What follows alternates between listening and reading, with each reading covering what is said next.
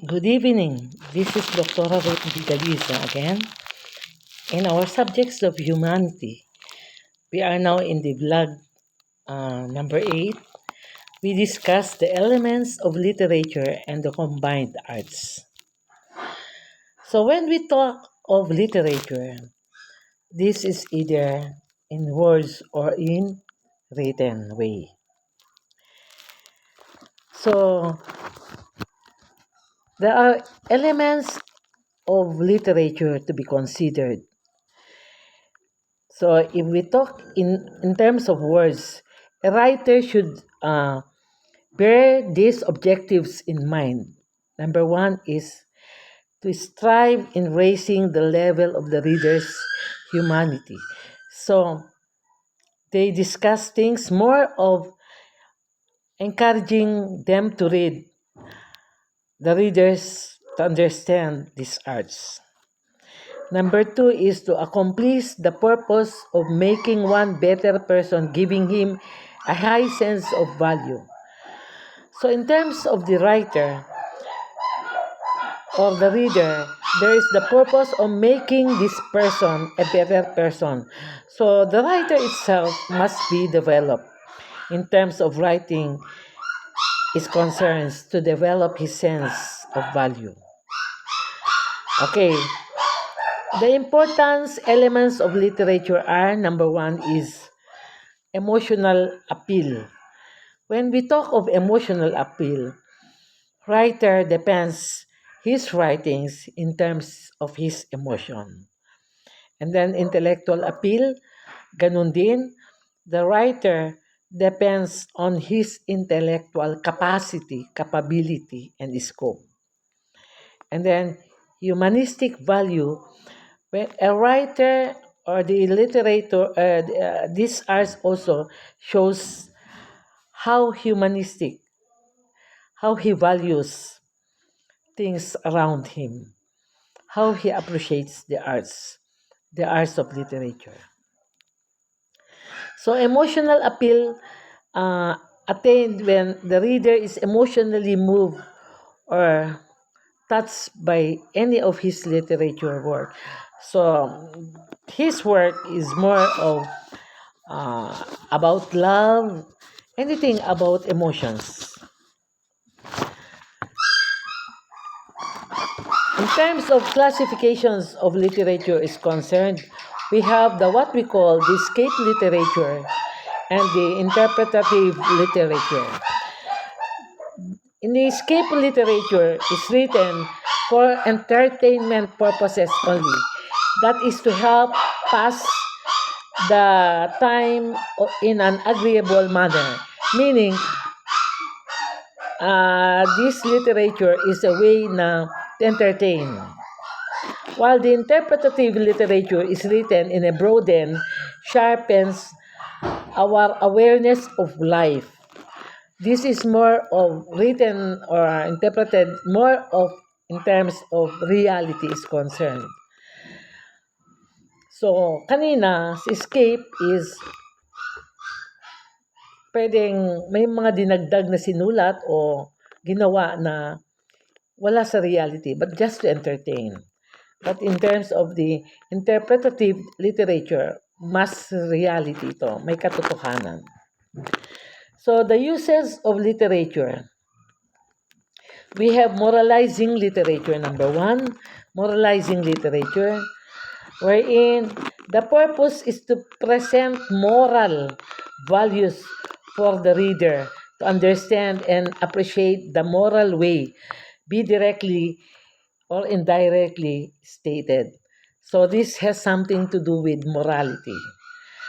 It is written in terms of morality is concerned. So the work is also to entertain and it has something to do about moralizing. And then number two is also propaganda literature. Propaganda literature is the kind of literature. This is either in history books or advertising way, marketing books to give propaganda, describing one's personal success and achievements in life. So this might be history, or this might be a way of marketing, a form of propaganda, so to advertise. And then number 3 is also the psychological continuum. This has something to do with individual therapeutic value. So it is more of one way to example. The title is Don't Quit. It has something to do to encourage the person to psychologically, when we talk psychological, it's more of emotions and mental, to encourage people not to be discouraged. So the title is Don't Quit. Example lang yun. So we have also, in terms of poetry is concerned, we have also elements of poetry. Poetry is also a universal as language and almost as ancient. The most primitive people use it, and most civilized have cultivated among it. The types of literature, poetry writing is the most challenging for the following reasons. First, they choose the proper words or grammar. Second, the motative and symbolical meaning of the chosen grammar. So they are using selected words in terms of poems is concerned. And then they have also denotations. Denotations is the actual meaning of words derived from the dictionary. So in terms of making a poem, it is selected with meaning. The word selected using it is with meaning. Okay, number 2 naman is imaginary. They define this as the presentations of experience through language. So they present their writings in terms of experience is concerned with imagination. And then number three is we have the figurative literature. The most commonly used, most important of the figurative language are the senile and the metaphor. The senile and the metaphor are used as means of comparing things that are essentially unlike. So they are comparing words that are different from each other. So these are only the techniques of writing. And number four is also rhythm. In the rhythm, it's like dancing, that they could also example the words from the first one is also taken again in the second uh, stanza, parang ganun. So, the first was written there, yung words, and then, pwedeng iulit na naman sa baba. Parang ganun. Yun ang rhythm. So, like in dancing, from first step ng dancing, ginawa ito, pwedeng ulitin sa third steps yung the same as true with the first dance, with the first steps in the first dance. So, may rhythm. So, it depends on how it is being written. And then the number 5 is the meaning and idea. So in writing, it's very clear that we need to interpret the meaning of the poem, how to express it. So the writer must also express this properly so that it is being taken or understood by the readers. So there is the meaning in every poem. There is a meaning, or the idea of the poem is being taken. May meaning lahat. So this depends on the writer how he express his poem or poetry or writing.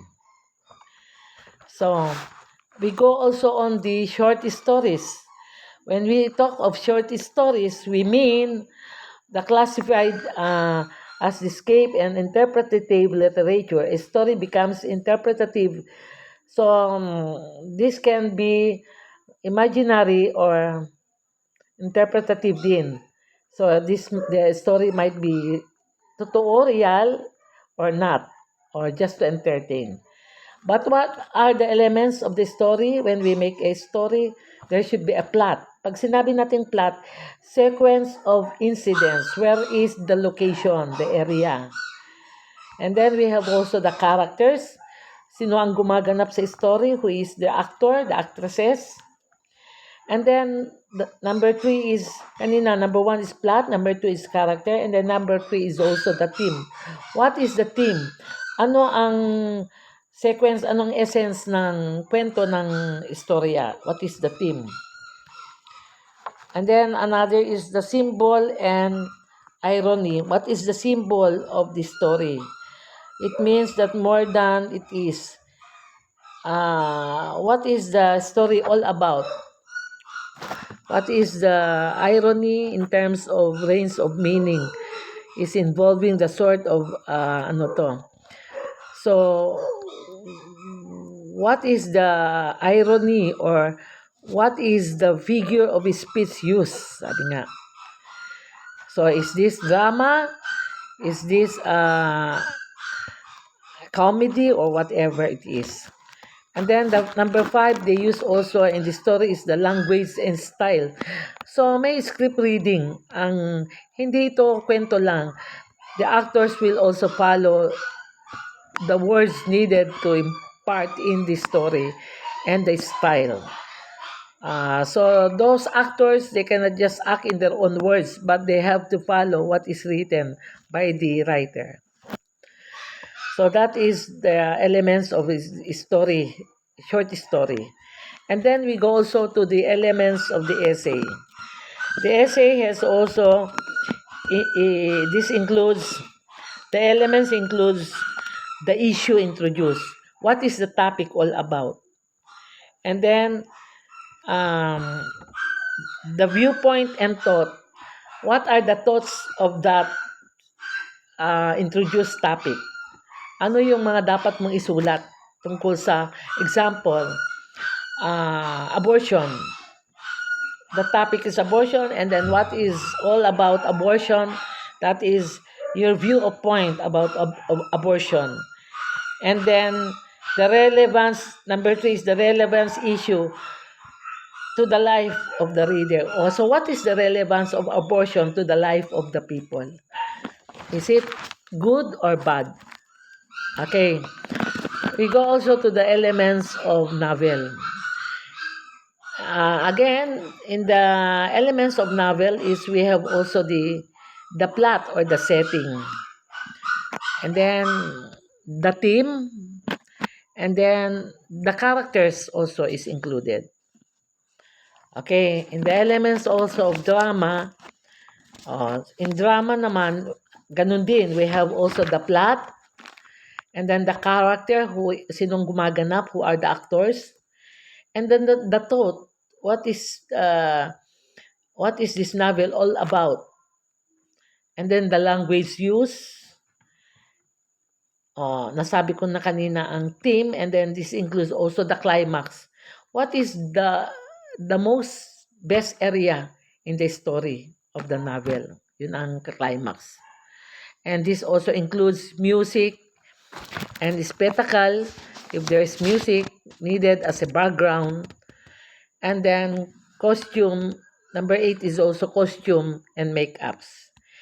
And then number 9, there is also lights. This also includes lights. So in writing, in the drama, in the making of the story, there are elements to be considered. So when we talk about plot, more of the areas of the sangginanap, ganon, plot. And then the character, sinong gumaganap, parang ganon. And then what is the theme? Ano yung topic ano yung kwento ng story ng short story na yon? What is all about? And then what are the words being used? Ganon. So I was able to discuss those things as the elements of literature. So again, good evening, good day. This is Dr. Galisa. Thank you.